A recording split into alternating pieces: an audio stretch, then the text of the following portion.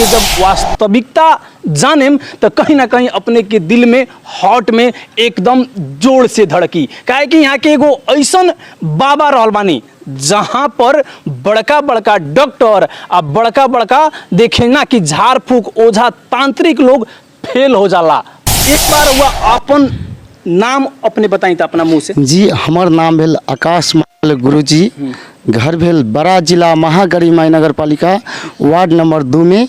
जी हम माता रमना कमना माई के एगो बुझू तो चेला बानी, जेना कि रमना कमना माता के आशीर्वाद बा हमरा ऊपर। माता जी के आशीर्वाद से जे भी दुखिया आवेला यहाँ अपने के तुरंत भी रिजल्ट मिलेला और 7 दिन के भीतर में कंप्लीट भी बहुत के हो गल बा। माई ई प्रमाण अपने के कहाँ से मिलल बा एक बेर जूम करके दिखा दी, हम कैमरा पर्सन से कम एक बेर जूम करके बता दी। 5 नंबर रहल बाटे 16-0-78-0-795 नंबर, यानी कि नेपाल सरकार के द्वारा जौन संस्था एगो रहल बाटे उस संस्था यहाँ के प्रमाण स्वरूप देले बाटे कि रुआ झाड़ फूक कर देम। लेकिन बाबा अपने के झाड़ फूक करनी ऐसे कितना लोग के कल्याण भइल बाटे।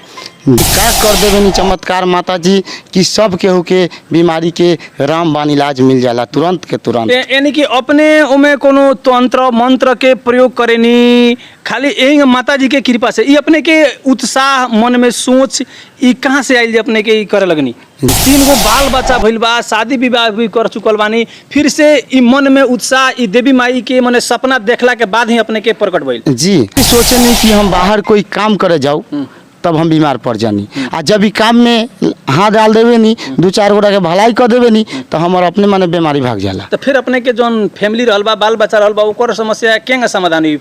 जी देखो माने पैसा लेवे नहीं कि बहुत लोग रहल बाटे जौन के फिक्स बाटे कि 1000-2000 भाता एथी रहल बाटे पैसा रहल बा उ केंगा लेवे नहीं कि ना? अपने जौन बड़का बड़का बात बता रहल बानी कि बड़का बड़का हॉस्पिटल बड़का बड़का डॉक्टर बड़का बड़का लोग फेल हो जाता अपने के ई करता, तो अपने के मन में कोनो ऐसा स्वार्थ भावना नानू आई कि अपना ई जादू तंत्र मंत्र से दूसरा के हानि करम कह के?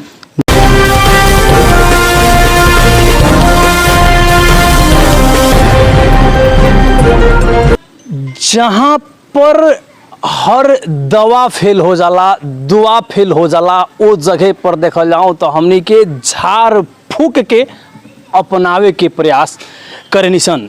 दर्शक बिन नमस्कार, हम बानी मुन्ना ठाकुर, रुआ देख रहल बानी परिवर्तन न्यूज।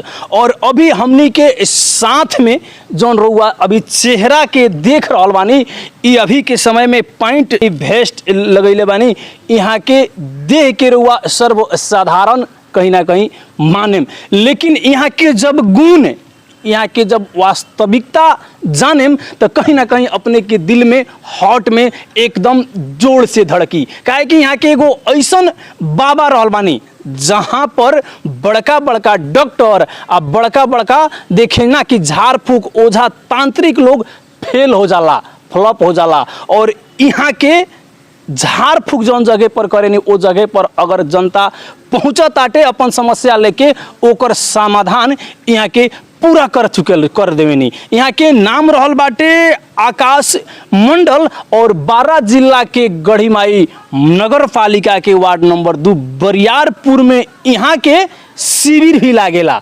और यहाँ के नेपाल सरकार देखल जाऊँ तो मान्यता ना देवेला, ई झाड़ फूक के मान्यता नहीं के, झाड़ फूक के नेपाल सरकार मानेला ना, लेकिन फिर भी लोग के झाड़ फूक के शास्त्रा रहल बाटे।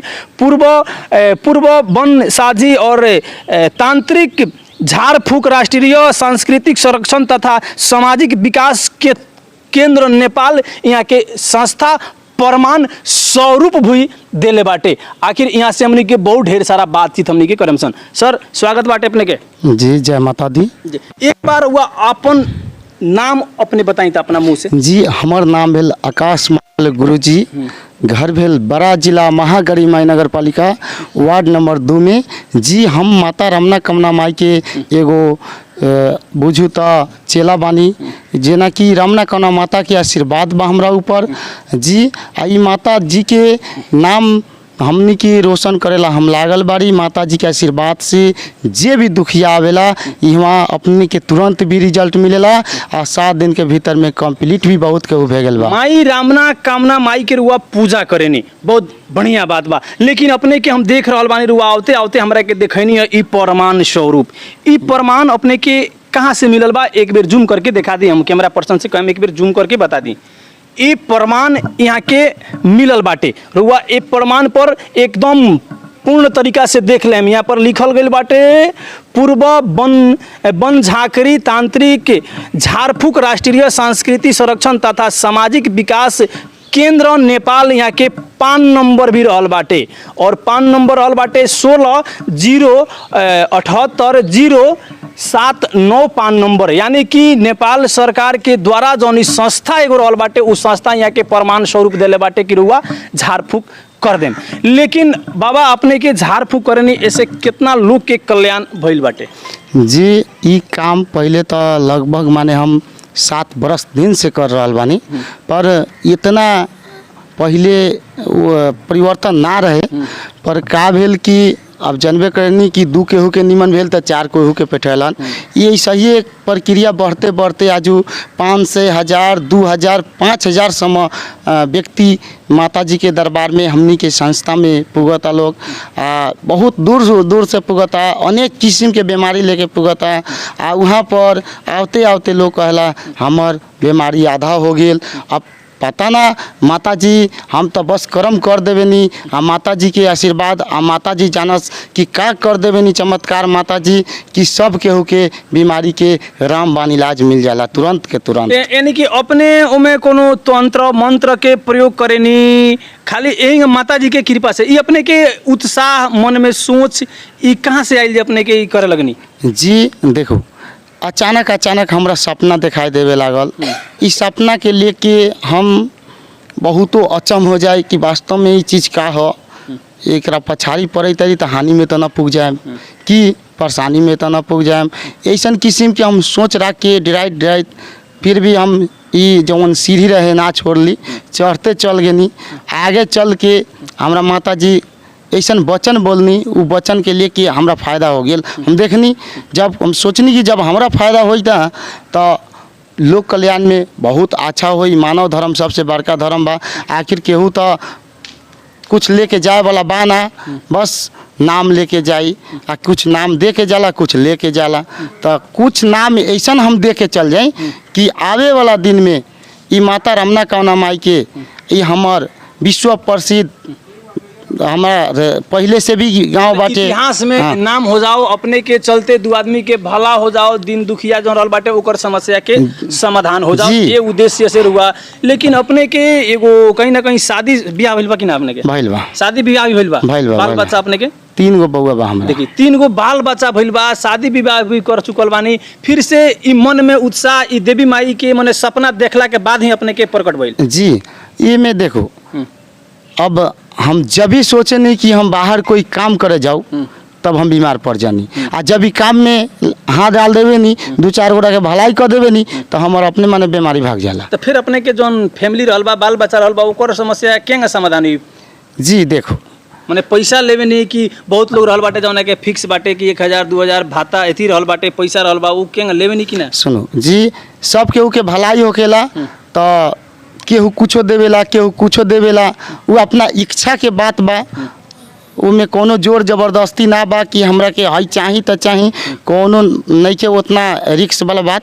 बस एक गो बात बा कि अपने खुशी हो जाता नहीं, ठीक हो जाता नहीं तो जे केहू देवेला लोग हमरा बहुतो मतलब कि देखम हमार यूट्यूब चैनल में अपने के हमरा इनाम भी मिलल बा।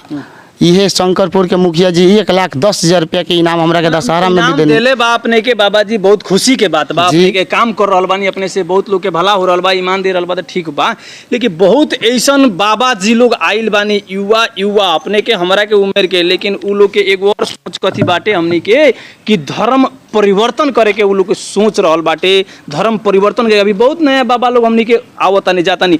ओइसन अपने के कोनो दोसर संघ संस्था से आबद्ध रहल बानी कि ओइसन से जुड़ल बानी कि कोनो धर्म परिवर्तन करे के अपने कोनो सोच तो नहीं खेनु? जी देखो, जबन पूर्वज से आवते चलल बा ओकरा के हम कैसे चेंज कर सकते हैं सर? हम चेंज तो नहीं कर सकते। का है कि बस माता रानी पर निर्भर बानी हम। यहाँ के हमनी के संस्था के अनुसार, संस्था के नियम में बैठ के, संस्था में जे शिक्षा हमरा मिलल बा वो शिक्षा के प्रयोग करके बस ओकरा अंदर में रह के ही हमरा काम करे के बा सर। हमरा ई संस्था से, हमरा ई मानव धर्म से जुड़ के काम करे के बा। काहे कि सर देखो, एक एगो हम अपने के बात रख देता नहीं कि सर केहू के इज्जत करम तो अपनहू के इज्जत करी, अपने केहू के इज्जत ना करम तो केहू अपने के इज्जत ना करी। संस्था के प्रति अपने के पूर्ण विश्वास बाटे कि संस्था कोनो धर्म के कहीं ना विपक्ष में नहीं है, पूरा एकदम निष्पक्ष रूप से काम कर रहा जी बा। जी जी, सफाई पर हमारा पूर्ण रूप से विश्वास बा एकदम। एकदम। लेकिन ये भी बात बता दी अपने के लगे खास करके कौन कौन चीज के अपने के दवाई विशेष करके रहल बा? जी सर देखू, यहाँ माता जी के दरबार में हमरा अनेकों बीमारी वाला लोग आवेला, आ जे भी आवेला उनकरा फायदा होबे करेला। मतलब जैसे होला नु कि केहू के लकवा मार देलक, केहू के फालिस मार देलक, जी, तो केहू के एमे विशेष दो लइका चार गो के पॉइंट हम रख देतानी जौन की सबसे गाढ़ो पॉइंट बा।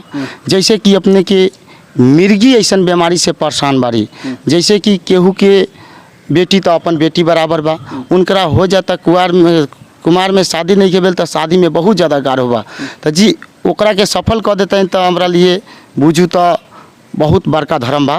काहे कि केहू के हम घर बसा देनी, ताते काटता, नइखे सुतत निमन से, बेचैनी में बा, मारपीट करता, अगर ऐसन किस्म के भी ज़्यादा गस के दिक्कत बा तो अपने अनिवार्य रूप से माता जी के दरबार में अपने के व्यक्ति ठीक हो जाए। अच्छा एगो और एमे हम कथी हम अपना मतलब कि देश ला, अपन गाँव ला, अपन समाज ला हम करी तनी कि अगर केहू सबसे ज़्यादा नशा कर रहा बा, अनिवार्य रूप से माता जी पर विश्वास करके माता जी के चरण पकड़ू, आ बस हमर जे संस्था के नियम बा, हमर जे एगो जैसे होला कि जीरिया, मिरिया, मरी, मसान, अजुराइल, वजुराइल, शायद सिवान, यानी कि सब के अपने के लगे गइला पर उपचार हो जाई। जी वो सब तो अनिवार्य बा।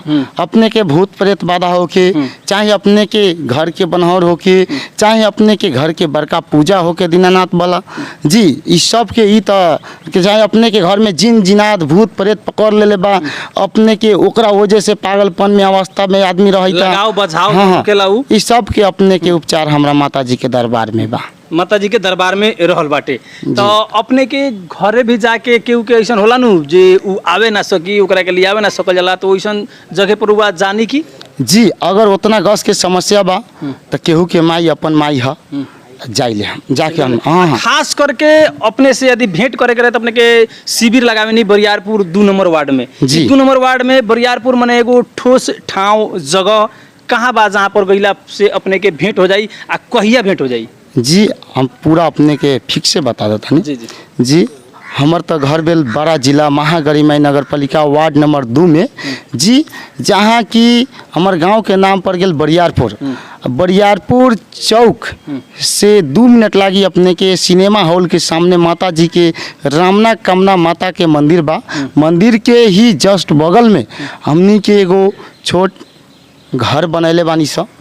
वो हमनी के अभी संस्था से अभी दारता हमनी के होके वाला बाटे, वहाँ के अभी हमरा के कुछ चेक में रखले बानी। उस चेक में हमनी के पूरा लगातार पास होते आ गल बानी। यदि केहू अपने सोचो प्रमाण पत्र लेवेला, अपने जब तक ले कुछ न कुछ गुण ना देखी तो केहू बाबा अपने के प्रमाण पत्र ना दी। ये से कि ई जे काम बा विशेष करके केहू के जीवन से जुड़ल काम बा। काहे कि जे भी व्यक्ति आवेला पूरा जीवन लेके हमरा हाथ में रख देवेला कि अब बाबा जी अब अपने मुआ दो चाहे अपने जिया दो।